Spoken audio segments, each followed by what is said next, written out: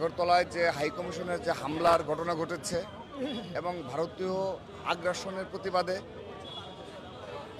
এবং তাদের যে উগ্রবাদী আচরণ তার প্রতিবাদে বিএনপি ৩ অঙ্গ সহযোগী সংগঠন বাংলাদেশ জাতীয়তাবাদী ছাত্রদল, যুবদল এবং স্বেচ্ছাসেবক দল কর্তৃক আজকে আমরা আনুষ্ঠানিকভাবে আমাদের পক্ষ থেকে আমরা ইন্ডিয়ান হাইকমিশন বরাবর আমাদের স্মারকলিপি দেব, প্রতিক্রিয়া দেখাবো।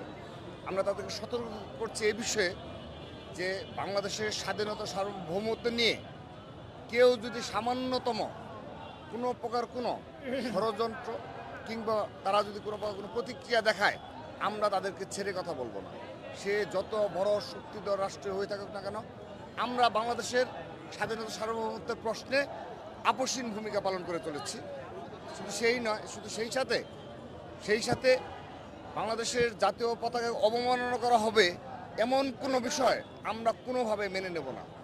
আমরা সেজন্য যে ধরনের প্রতিক্রিয়া দেখানো প্রয়োজন আমরা বাংলাদেশের ২০ কোটি জনগণকে সাথে নিয়ে বাংলাদেশ জাতীয়তাবাদী ছাত্রদল, যুবদল, স্বেচ্ছাসেবক দল, বিএনপি তার বিরুদ্ধে অবস্থান গ্রহণ করবে।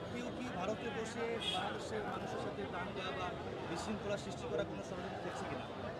এটি এই ইন্ডিয়ার এই ধরনের প্রতিক্রিয়ার সাথে ইন্ডিয়ায় যে কিছু উগ্রবাদী সংগঠন রয়েছে তাদের এই ধরনের কার্যকলাপের পেছনে অবশ্যই ফ্যাসিস্ট এবং বাংলাদেশ থেকে যে পালিয়ে গেল খুনি হাসিনা তার প্রত্যক্ষ ইন্ধন রয়েছে এবং তার সম্পৃক্ততা রয়েছে বলে আমরা বিশ্বাস করি। সেজন্য আমরা আমাদের নির্দলীয় সরকারের নিকটে আমাদের দাবি রয়েছে তারা যেন অতি দ্রুততম সময়ে এই খুনি হাসিনা ও তার দূষরদের বিচারের আওতায় নিয়ে আসে।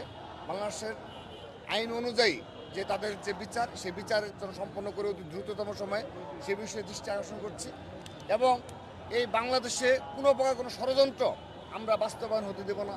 সেজন্য আমরা ছাত্রদল সর্বদা রাজপথে সজাগ দৃষ্টি রেখেছি, অতীতেও ছিলাম, এখনও রয়েছি, আগামীতেও রাখবো এবং কোনো প্রকার কোনো আগ্রাসন সামান্যতম যদি কোনো নজির স্থাপন করে সে প্রতিবেশী রাষ্ট্র ভারত হয়ে থাকুক যেই হয়ে থাকুক আমরা তার বিরুদ্ধে সর্বাত্মক অবস্থান গ্রহণ করব এবং আমাদের শারীরিক, মানসিক, আদর্শিক সকল ধরনের প্রস্তুতি সর্বসময়ে আমাদের রয়েছে। বেশি সময় নিব না। আজকে বড় কর্মসূচি, ছাত্রদলের সভাপতি আপনি, আজকে ছাত্রদলের সর্বস্তরের নেতাকর্মীদেরকে আপনি কি আহ্বান দিবেন আজকে কর্মসূচি ঘিরে? আমরা আহ্বান করব এটি আমাদের শহীদ রাষ্ট্রপতি জিয়াউর রহমান যে আদর্শ নিয়ে আমাদের ছাত্রদলের যাত্রা শুরু হয়েছিল সেই আদর্শ থেকে আমরা আজ অবধি বিচ্যুত হইনি।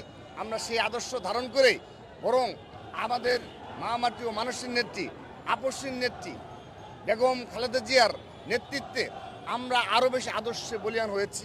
সর্বশেষ বিএনপির ভারপ্রাপ্ত চেয়ারম্যান জনাব তারেক রহমানের দৃঢ়তায় আমরা বাংলাদেশের সাধারণ জনগণের অধিকার বাস্তবায়নে, সাধারণ শিক্ষার্থীদের অধিকার বাস্তবায়নে এবং এই বাংলাদেশের স্বাধীনতা সার্বভৌমত্ব রক্ষায় সর্বাগ্রে ভূমিকা পালনকারী সংগঠন হিসাবে ছাত্রদলের নাম অনন্য উচ্চতায় নিয়ে যাচ্ছি এবং ভবিষ্যতেও এ ধরনের কোনো প্রকার কোনো ঘটনা যে পর্যন্ত ইন্ডিয়ায় ভারতে তাদের এই ধরনের উগ্রবাদী আচরণ থেকে তারা বিরত না হবে ততদিন আমরা রাজপথে আমাদের সক্রিয় অবস্থান থাকবে।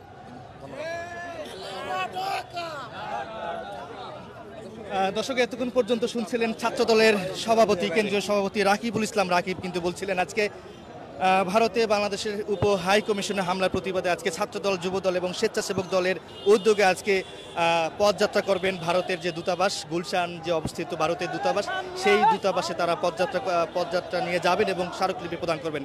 তো এটিকে ঘিরে আমরা দেখতে পাচ্ছি এই মুহূর্তে বাংলাদেশ জাতীয়তাবাদী দল অর্থাৎ বিএনপির কেন্দ্রীয় কার্যালয় নয়াপল্টন যে বিএনপি কেন্দ্রীয় কার্যালয়ের সামনে বিভিন্ন সংগঠন অর্থাৎ ছাত্রদল, যুবদল এবং স্বেচ্ছাসেবক দলের সর্বস্তরের নেতাকর্মীরা খণ্ড খণ্ড মিছিল নিয়ে এই বিএনপি কেন্দ্রীয় কার্যালয়ের সামনে জড়ো হচ্ছেন। কিছুক্ষণের মধ্যেই তারা পদযাত্রা শুরু করবেন।